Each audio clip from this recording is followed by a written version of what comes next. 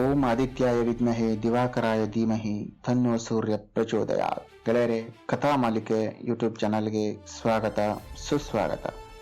ಗೆಳೆಯರೆ, ತಮಗೆಲ್ಲರಿಗೂ ಸೌರಮಾನ ಹೊಸ ವರ್ಷದ ಹಾರ್ದಿಕ ಶುಭಾಶಯಗಳು. ಯುಗಾದಿ ಮುಗಿದು ಇನ್ನೂ ಒಂದು ತಿಂಗಳಾಗಿಲ್ಲ, ಇದ್ಯಾವ ಹೊಸ ವರ್ಷ ಬಂತು ಅಂತ ಕೇಳ್ತೀರಾ? ಭಾರತೀಯ ಕಾಲಮಾನ ಪದ್ಧತಿಯಲ್ಲಿ ನಾವು 2 ಹೊಸ ವರ್ಷಗಳನ್ನು ಆಚರಿಸ್ತೇವೆ. ಅವುಗಳು ಚಾಂದ್ರಮಾನ ಮತ್ತು ಸೌರಮಾನ ಹೊಸ ವರ್ಷಗಳು. ಇಂದಿನ ಸಂಚಿಕೆಯಲ್ಲಿ ನಾವು ಭಾರತೀಯ ಕಾಲಮಾನ ಪದ್ಧತಿ, ಚಂದ್ರಮಾನ ಮತ್ತು ಸೌರಮಾನ ವರ್ಷಗಳು ಹಾಗೂ ಇವುಗಳಿರುವ ಸಾಮ್ಯತೆ ಮತ್ತು ವ್ಯತ್ಯಾಸಗಳ ಬಗ್ಗೆ ತಿಳಿಯೋಣ. ನಮ್ಮ ಸನಾತನ ಪದ್ಧತಿಯಲ್ಲಿ ಕಾಲಗಣನೆಗೆ ನಾವು ಪಂಚಾಂಗ ಅಂತ ಕರಿತೀವಿ. ಪಂಚಾಂಗ ಅಂದ್ರೆ ಪಂಚ ಅಂಗ ಅಂದ್ರೆ 5 ಅಂಗಗಳನ್ನು ಒಳಗೊಂಡಿದ್ದು ಅಂತ ಅರ್ಥ. ಆ 5 ಅಂಗಗಳು ತಿಥಿ, ವಾರ, ನಕ್ಷತ್ರ, ಯೋಗ ಮತ್ತು ಕರ್ಣ. ಇವುಗಳಿಗೆ ಸಂಬಂಧಪಟ್ಟ ಮಾಹಿತಿಯನ್ನ ತಿಳಿಸುವಂತದ್ದೇ ಪಂಚಾಂಗ. 24 ನಿಮಿಷಗಳೆಂದರೆ ಒಂದು ಗಳಿಗೆ, 2 ಗಳಿಗೆಗಳು ಅಂದ್ರೆ ಒಂದು ಮುಹೂರ್ತ, 30 ಮುಹೂರ್ತಗಳು ಅಂದ್ರೆ ಒಂದು ತಿಥಿ ಅಂದ್ರೆ ಒಂದು ದಿನ, 7 ತಿಥಿಗಳು ಅಂದ್ರೆ ಒಂದು ವಾರ. ಗೆಳೆಯರೆ, ಇಲ್ಲಿ ನಾನು ವಿಷಯಗಳನ್ನ ಸಂಕ್ಷಿಪ್ತವಾಗಿ ಹೇಳ್ತೀನಿ. ಅದರ ವಿವರಗಳನ್ನ ಸ್ಕ್ರೀನ್ ಮೇಲೆ ಬರೆದು ಕೊಡ್ತೀನಿ. ನೀವು ವಿಡಿಯೋನ ಪಾಸ್ ಮಾಡಿ ಅದನ್ನು ನೋಡಬಹುದು. ನಮಗೆಲ್ಲ ಗೊತ್ತಿರುವ ಹಾಗೆ ನವಗ್ರಹಗಳನ್ನ ಆಧಾರವಾಗಿಟ್ಟುಕೊಂಡು ನಾವು 7 ವಾರಗಳನ್ನ ಗುರುತಿಸಿದ್ದೇವೆ. ರಾಹು ಮತ್ತು ಕೇತುಗಳು ಛಾಯಾಗ್ರಹಗಳಾದ್ದರಿಂದ ಅವುಗಳನ್ನು ಬಿಟ್ಟು ಉಳಿದ 7 ಗ್ರಹಗಳನ್ನು ಆಧಾರವಾಗಿಟ್ಟುಕೊಂಡು ನಾವು ಒಂದೊಂದು ಗ್ರಹದ ಹೆಸರಿನಿಂದ ಒಂದೊಂದು ವಾರವನ್ನ ಗುರುತಿಸ್ತೇವೆ. 2 ವಾರಗಳು ಮತ್ತು ಅದರೊಂದಿಗೆ ಒಂದು ಹುಣ್ಣಿಮೆ ಅಥವಾ ಒಂದು ಅಮಾವಾಸ್ಯೆ ಸೇರಿ 15 ದಿನಗಳನ್ನ ಒಂದು ಪಕ್ಷ ಅಂತ ನಾವು ಕರಿತೀವಿ. ಇಂತಹ 2 ಪಕ್ಷಗಳು ಅಂದ್ರೆ ಒಂದು ಮಾಸ ಅಂದ್ರೆ ಒಂದು ತಿಂಗಳು. ಒಟ್ಟಾರೆಯಾಗಿ ಪ್ರತಿ ಪದೆಯಿಂದ ಚತುರ್ದಶಿಯವರೆಗೆ ಹುಣ್ಣಿಮೆ ಮತ್ತು ಅಮಾವಾಸ್ಯೆಯನ್ನು ಸೇರಿ 15 ತಿಥಿಗಳು. ಹುಣ್ಣಿಮೆಯಿಂದ ಅಮಾವಾಸ್ಯೆಯವರೆಗೆ ಕೃಷ್ಣ ಪಕ್ಷ, ಅದೇ ರೀತಿ ಅಮಾವಾಸ್ಯೆಯಿಂದ ಹುಣ್ಣಿಮೆಯವರೆಗೆ ಶುಕ್ಲ ಪಕ್ಷ. ಹಾಗೆ ಪ್ರತಿಯೊಂದು ತಿಥಿಯು ಒಂದೊಂದು ನಕ್ಷತ್ರ, ಒಂದೊಂದು ಯೋಗ, ಕರ್ಣಗಳನ್ನ ಹೊಂದಿರುತ್ತೆ. ಇವು ರಾಶಿ ಚಕ್ರದ 12 ರಾಶಿಗಳಲ್ಲಿ ಇರಿಸಲ್ಪಟ್ಟಿವೆ.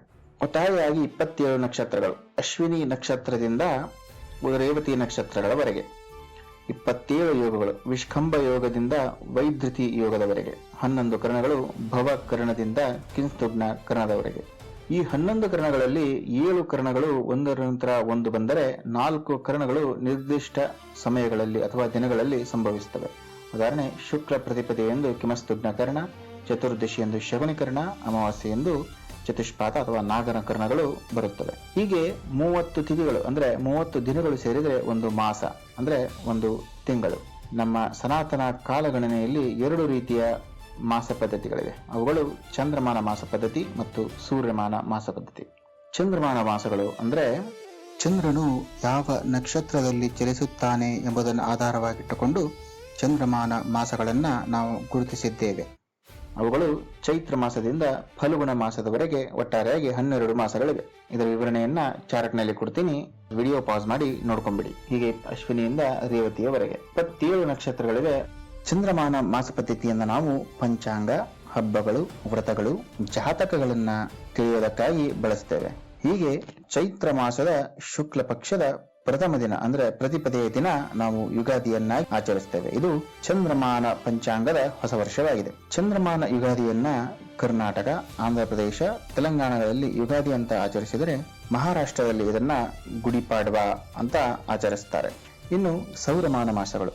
ಸೂರ್ಯನು ಒಂದು ತಿಂಗಳಿಂದ ಮತ್ತೊಂದು ತಿಂಗಳಿಗೆ, ಒಂದು ಮಾಸದಿಂದ ಮತ್ತೊಂದು ಮಾಸಕ್ಕೆ ಒಂದೊಂದು ರಾಶಿ ಚಕ್ರಗಳಲ್ಲಿ ಚಲಿಸುತ್ತಾನೆ. ಅವನು ಒಂದು ರಾಶಿಯಿಂದ ಮತ್ತೊಂದು ರಾಶಿಗೆ ಚಲಿಸುವ ಸಮಯವನ್ನ ನಾವು ಸಂಕ್ರಮಣ ಅಂತ ಕರೀತೇವೆ. ಮೇಷ ಸಂಕ್ರಮಣದಿಂದ ಹೊಸ ಸೌರಮಾನ ವರ್ಷ ಯಾವಾಗಲೂ ಆರಂಭವಾಗುತ್ತೆ. ಒಂದು ರಾಶಿಯಲ್ಲಿರುವಾಗ ಆ ಮಾಸದ ಹೆಸರು ಆ ರಾಶಿಯ ಹೆಸರಿನಿಂದ ಕರೆಯಲಾಗುತ್ತೆ. ಉದಾಹರಣೆ, ಮೇಷ ರಾಶಿಯಿಂದ ಮೀನ ರಾಶಿಯವರೆಗೆ 12 ರಾಶಿಗಳಿವೆ. ಸೂರ್ಯನು ಮೇಷ ರಾಶಿಗೆ ಪ್ರವೇಶಿಸುವ ದಿನವನ್ನ ನಾವು ಯುಗಾದಿ ಅಂತ ಆಚರಿಸ್ತೇವೆ. ಇದು ಸೌರಮಾನ ಪಂಚಾಂಗದ ಹೊಸ ವರ್ಷ. ಹೀಗಾಗಿ ಗೆಳೆಯರೆ, ಸೂರ್ಯಮಾನ ಯುಗಾದಿಯನ್ನ ತಮಿಳುನಾಡಿನಲ್ಲಿ ಪುತಾಂಡು, ಕೇರಳದಲ್ಲಿ ವಿಶು, ಪಂಜಾಬ್ನಲ್ಲಿ ಬೈಸಾಖಿ, ಮಣಿಪುರದಲ್ಲಿ ಸಜಿಬು ನೊಂಗ್ಮಾ ಪೊಂಬ ಅಂತ ಆಚರಿಸಲಾಗುತ್ತೆ. ಚಂದ್ರನ ಚಲನೆ ಹಬ್ಬ, ಉಪವಾಸ, ಧಾರ್ಮಿಕ ಆಚರಣೆಗಳಿಗೆ ಸೂಕ್ತವಾಗಿದ್ದರೆ, ಸೂರ್ಯನ ಚಲನೆ ಋತುಗಳು, ಕೃಷಿ ಚಟುವಟಿಕೆಗಳಿಗೆ ಸೂಕ್ತವಾಗಿವೆ. ಚಂದ್ರಮಾನದ ಒಂದು ವರ್ಷ ಸುಮಾರು 354 ದಿನಗಳನ್ನು ಹೊಂದಿರುತ್ತೆ. ಹಾಗೂ ಸೌರಮಾನದ ಒಂದು ವರ್ಷ ಸುಮಾರು 365.25 ದಿನಗಳನ್ನು ಹೊಂದಿದೆ. ಇದು ಸೌರ ವರ್ಷಕ್ಕಿಂತ 11 ದಿನಗಳು ಕಡಿಮೆ. 11 ದಿನಗಳ ಚಂದ್ರಮಾನದ ದಿನಗಳ ಕೊರತೆಯನ್ನ ಸರಿಸುಮಾರು 33 ತಿಂಗಳು ಅಂದ್ರೆ 2.7 ವರ್ಷಗಳಿಗೊಮ್ಮೆ ನಾವು ಅಧಿಕ ಮಾಸ ಅಂತ ಕರೆದು ಇವೆರಡನ್ನ ಸರಿದೂಗಿಸಲಾಗುತ್ತೆ. ಉದಾಹರಣೆ 2020ರಲ್ಲಿ ಅಶ್ವಿನ ಮಾಸ ಅಧಿಕವಾಗಿ ಬಂದಿತ್ತು, 2023ರಲ್ಲಿ ಶ್ರಾವಣ ಮಾಸ ಅಧಿಕವಾಗಿ ಬಂದಿತ್ತು. ಹೀಗೆ 2 ಮಾಸಗಳು ಅಂದ್ರೆ 2 ತಿಂಗಳಂದ್ರೆ ಒಂದು ಋತು. ಭೂಮಿಯು ಸೂರ್ಯನ ಸುತ್ತ ತನ್ನ ಕಕ್ಷೆಯಲ್ಲಿ ಒಂದು ಪೂರ್ಣ ಸುತ್ತು ತಿರುಗಲು 1 ವರ್ಷ ಬೇಕಾಗುತ್ತೆ. ಹೀಗೆ ತಿರುಗುವಾಗ ಹವಾಮಾನ ನಿಸರ್ಗದಲ್ಲಿ ಉಂಟಾಗುವ ಬದಲಾವಣೆಗಳಿಗೆ ಋತುಗಳು ಅಂತ ಕರೆಯಲಾಗುತ್ತೆ. ಒಂದು ವರ್ಷದಲ್ಲಿ ಋತುಗಳು ನಿರ್ದಿಷ್ಟ ಕಾಲದಲ್ಲಿ ಒಂದರ ನಂತರ ಒಂದರಂತೆ ಪುನರಾವರ್ತನೆಗೊಳ್ಳುತ್ತವೆ. ಅದರ ಚಾರ್ಟ್ ಅನ್ನ ಕೊಟ್ಬಿಡ್ತೀನಿ. ಹೀಗೆ 3 ಋತುಗಳು ಸೇರಿ ಅಂದ್ರೆ 6 ತಿಂಗಳಾದ್ರೆ ಒಂದು ಅಯನ, 2 ಅಯನಗಳಾದ್ರೆ ಒಂದು ಸಂವತ್ಸರ ಅಂದ್ರೆ 12 ಮಾಸ ಅಂದ್ರೆ 12 ತಿಂಗಳು ಒಂದು ವರ್ಷ. ಉತ್ತರಾಯಣ ಪ್ರತಿ ವರ್ಷದ ಜನವರಿ 14ರಂದು ಮಕರ ಸಂಕ್ರಮಣದಲ್ಲಿ ಬರುತ್ತೆ ಹಾಗೂ ಜುಲೈ 16ರಂದು ಕರ್ಕ ಸಂಕ್ರಮಣದಲ್ಲಿ ದಕ್ಷಿಣಾಯನ ಪ್ರಾರಂಭವಾಗುತ್ತೆ. ಸಾಮಾನ್ಯವಾಗಿ ಒಂದು ವರ್ಷ ಅಂದ್ರೆ ಒಂದು ಸಂವತ್ಸರ. ಪ್ರತಿ 60 ವರ್ಷಗಳಿಗೊಮ್ಮೆ ಎಲ್ಲಾ ಗ್ರಹಗಳು ಅವು ತಾವು ಪ್ರಾರಂಭಿಸಿದ ಅದೇ ಸ್ಥಾನಕ್ಕೆ ಬರುತ್ತವೆ. ಇದನ್ನು ಸೂರ್ಯ ಸಿದ್ಧಾಂತದಲ್ಲಿ 60 ವರ್ಷಗಳ ಕಕ್ಷೆ ಅಂತ ಉಲ್ಲೇಖಿಸಲಾಗಿದೆ. ಒಟ್ಟಾರೆಯಾಗಿ ಪ್ರಭವ ನಾಮ ಸಂವತ್ಸರದಿಂದ ಅಕ್ಷಯ ನಾಮ ಸಂವತ್ಸರವರೆಗೆ 60 ಸಂವತ್ಸರಗಳಿವೆ. ಅಂದ್ರೆ 60 ವರ್ಷಗಳ ಒಂದು ಲೆಕ್ಕಾಚಾರ ನಮ್ಮಲ್ಲಿದೆ. ಗೆಳೆಯರೆ, ಮುಂದಿನ ಸಂಚಿಕೆಯಲ್ಲಿ ನಾವು ಯುಗ, ಮನ್ವಂತರ, ಕಲ್ಪ, ಪರ, ಪ್ರಾರ್ಧಗಳ ಬಗ್ಗೆ ತಿಳಿಯೋಣ. ಈ ಸಂಚಿಕೆ ನಿಮಗೆ ಇಷ್ಟವಾಗಿದ್ದಲ್ಲಿ ಈ ಸಂಚಿಕೆನ ಲೈಕ್ ಮಾಡಿ, ನಿಮ್ಮ ಗೆಳೆಯರೊಂದಿಗೆ ಶೇರ್ ಮಾಡಿ, ನಿಮ್ಮ ಅನಿಸಿಕೆ ಮತ್ತು ಪ್ರಶ್ನೆಗಳನ್ನ ಕಮೆಂಟ್ ಬಾಕ್ಸ್ ನಲ್ಲಿ ತಿಳಿಸಿ.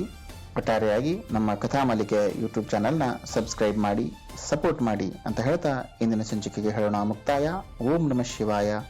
ಸರ್ವೇ ಜನ ಸುಖಿನೋ ಭವಂತು, ಸರ್ವೇ ವಿಶ್ವ ಸುಖಿನೋ ಭವಂತು. ಹರ ಹರ ಮಹಾದೇವ. ಶಂಭೋ ಶಂಕರ.